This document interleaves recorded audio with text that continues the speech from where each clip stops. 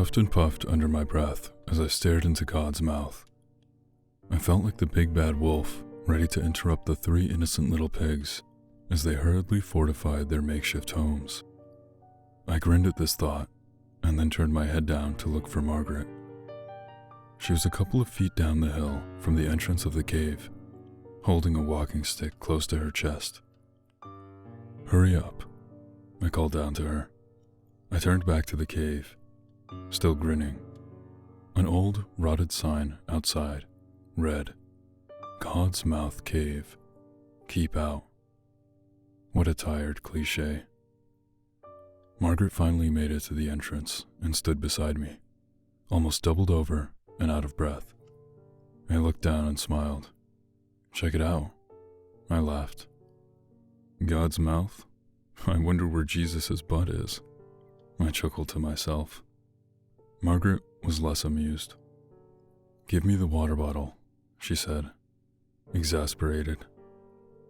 The open bottle met her lips, and for a moment, I felt peaceful, in a way, watching her drink the water. Actually, I take that back.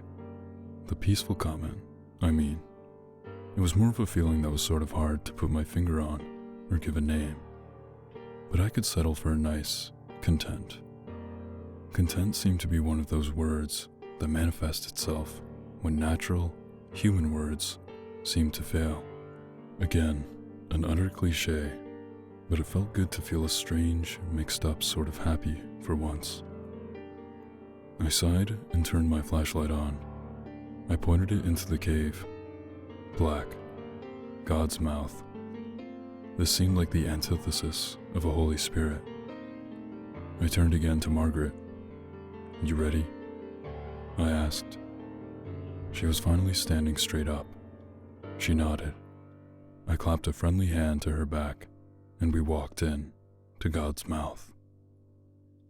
The inside was not unlike the preview I'd glimpsed outside with my flashlight.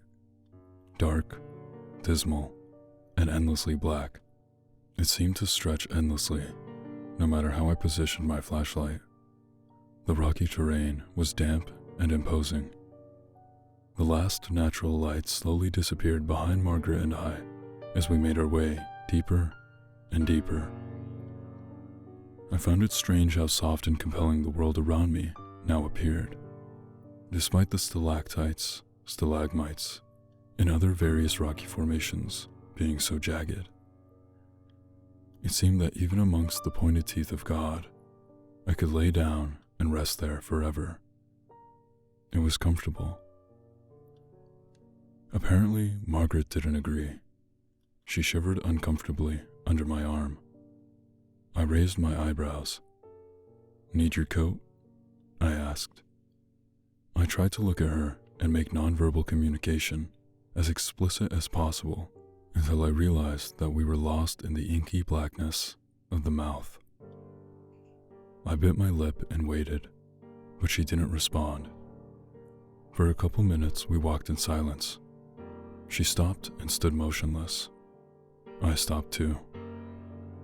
"Why the hell are we even in here?" she said. She sounded irritated. I shrugged, more to appease myself than her, and shoved my flashlight under my face. Bladed shadows obscured half my face, the other half illuminated in a wretched mask. "Spooky," I cried, chuckling. She didn't move. I sighed. "I thought you wanted to go," I said. I noticed how my voice echoed against the cave walls at any volume. "I mean," I began again, scratching at my chin.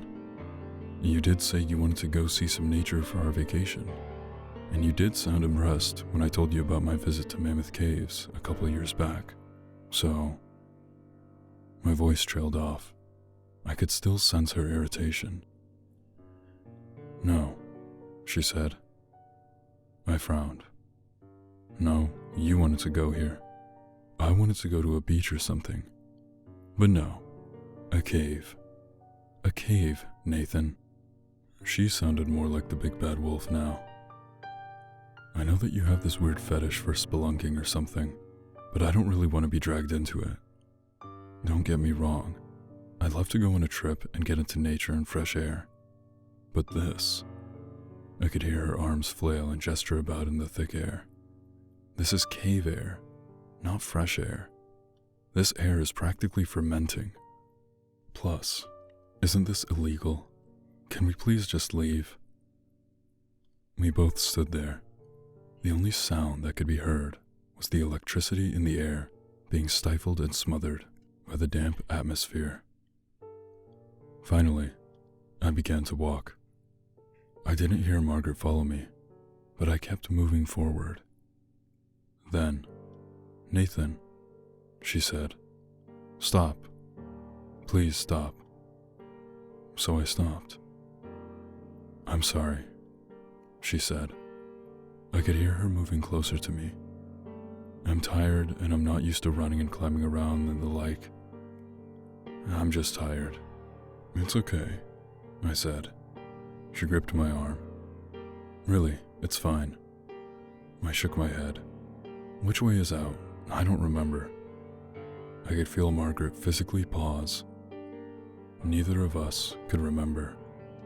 Somehow, in the confusion of our argument, I'd forgotten which way we had been moving. Idiot, I thought to myself. I should have brought a rope or something to trail from the entrance of the cave. I had to take action, so without much thought, I turned 180 degrees and said, "This way." We walked for what seemed to be hours. My feet were tired and sore, and I could hear Margaret's groans from behind me. She held my hand tightly. I felt terrible. This was my fault. Then, I froze. Hey, I said. "Put your hand out. Feel this rock." I could hear Margaret's bare palm press against the stone. "Isn't this, like, abnormally warm?" I said. She didn't say anything. I began to work my way along the wall, feeling it as I went, shining the flashlight in front of me.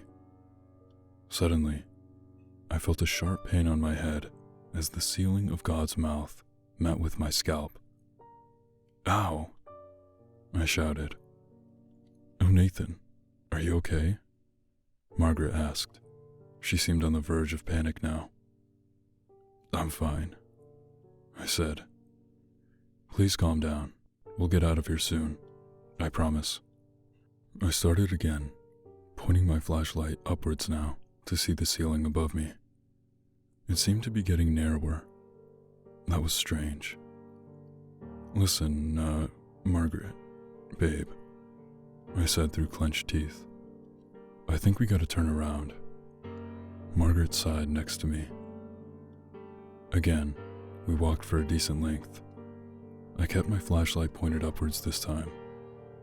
Sure enough, the space in the cave seemed to become smaller and smaller.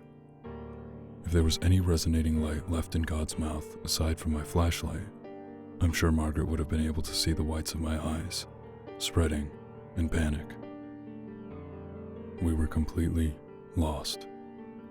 I let go of Margaret's hand and began to feverishly feel my way along the walls. "No, Nathan," I heard her shout. I kept going. We had to get out.